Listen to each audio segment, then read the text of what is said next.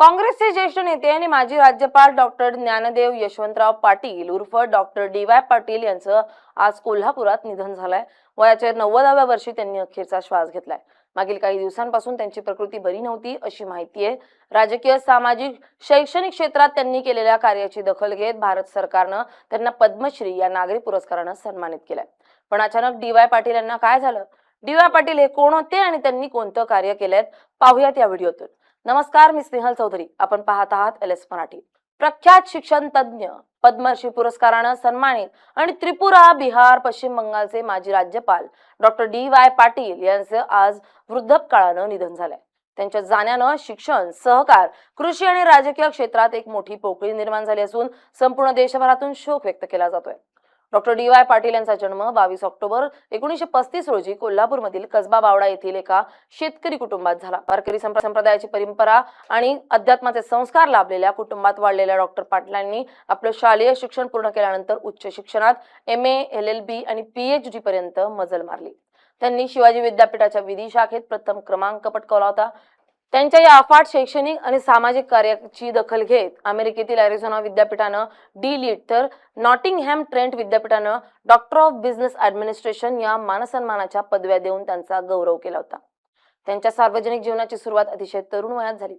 वयाच्या अवघ्या 19व्या वर्षी 1955 मध्ये त्यांनी श्रीराम कोऑपरेटिव्ह सेवा संस्थांचे अध्यक्षपद स्वीकारत नेतृत्वाचा पाया रचला। 1957 ते 62 या काळात ते कोल्हापूर नगरपालिकेचे नगरसेवक म्हणून कार्यरत होते। या काळात त्यांनी शेती, सहकार आणि ग्रामीण विकासाला नेहमी प्राधान्य दिले। 1960 ते 62 दरम्यान ब्लॉक डेव्हलपमेंट कमिटीचे करवीर अध्यक्ष असताना त्यांनी सिंचन आणि शेतीच्या विविध योजना राबवून हरित क्रांतीला भक्कम चालना दिली। याशिवाय त्यांनी कोल्हापूर जिल्हा कृषी उत्पन्न बाजार समिती आणि कोल्हापूर जिल्हा शेतकरी सहाय्यक मंडळाचे अध्यक्षपदही भूषवले। पडीक जमिनी लागवडीखाली आणण्यासाठी आणि शेतकऱ्यांचे प्रश्न सोडवण्यासाठी त्यांनी घेतलेले श्रम कायम स्मरणात राहणार आहेत। सहकारासोबतच राजकारणातही त्यांनी आपलं वेगळं स्थान निर्माण केलंय। 1967 ते 72 या काळात त्यांनी महाराष्ट्र विधानसभा निवडणुकीत आमदार म्हणून प्रतिनिधित्व केलं आणि या दरम्यान शेतकरी, कष्टकरी तसेच मागासवर्गीयांचे प्रश्न विधानसभेत अत्यंत प्रभावीपणे मांडले। 1969च्या ऐतिहासिक राष्ट्रपती निवडणुकीत इंदिरा गांधी यांनी समर्थित केलेल्या व्ही गिरी यांच्या बाजूने ठाम भूमिका घेणाऱ्या महाराष्ट्रातील केवळ 4 काँग्रेस आमदारांमध्ये त्यांचा समावेश होता। त्यांच्या या निष्ठेची दखल घेत विजयानंतर पंतप्रधान इंदिरा गांधी यांनी त्यांना विशेष भेटीसाठी बोलावलं होतं। पुढे प्रशासकीय पातळीवरही त्यांनी राज्यपाल पदासारख्या उच्च पदांची जबाबदारी सांभाळली। ते 27 नोव्हेंबर 2009 ते 8 मार्च 2013 या काळात त्रिपुराचे राज्यपाल राहिलेत।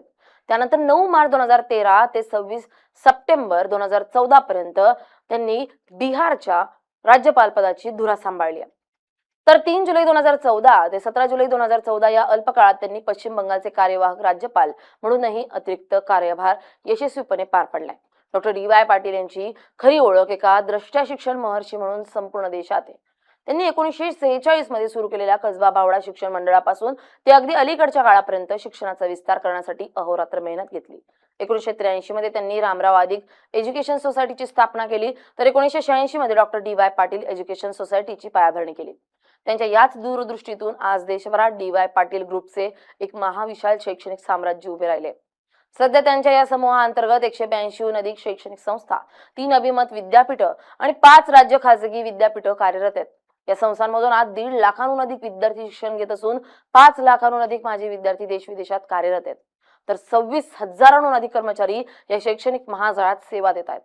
कोल्हापूर, पुणे आणि नवी मुंबई या प्रमुख शहरांमध्ये त्यांचे अत्याधुनिक शैक्षणिक कॅम्पस पसरलेले आहेत। याशिवाय त्यांनी विविध सामाजिक आणि सांस्कृतिक संस्थांमध्येही महत्त्वाची पदं भूषवली आहेत। 1989 ते 1994 या काळात पश्चिम महाराष्ट्र देवस्थान समितीचे चेअरमन असताना त्यांनी सुमारे 150 मंदिरांचा जीर्णोद्धार केलाय। तसेच 1992 मधील 65व्या अखिल भारतीय साहित्य संमेलनाचे स्वागताध्यक्ष पद भूषवत त्यांनी संमेलनाचे उत्कृष्ट नियोजन केलं होतं। 1994 ते 99 या कालावधीत त्यांनी AICTEच्या पश्चिम विभागाचे चेअरमन म्हणून अभियांत्रिकी शिक्षणाला नवी दिशा दिली। शैक्षणिक, वैद्यकीय आणि सामाजिक क्षेत्रात त्यांनी दिलेल्या या अभूतपूर्व योगदानाची दखल घेऊन भारत सरकारने 1991 मध्ये त्यांना पद्मश्री या अत्यंत प्रतिष्ठित नागरी पुरस्काराने सन्मानित केलं होतं। आज त्यांच्या निधनामुळे महाराष्ट्रानं एक पायंडा पाडणारा, समाजशील आणि उच्च विचारसरणीचा लोकनेता गमावला असून सर्व स्तरातून त्यांच्यावर श्रद्धांजलीचा वर्षाव होतोय। मुख्यमंत्री फडणवीस आणि इतर नेत्यांनीही डी.वाय. पाटील यांच्या निधनानंतर दुःख व्यक्त केलंय। Bureau report, LS Marathi.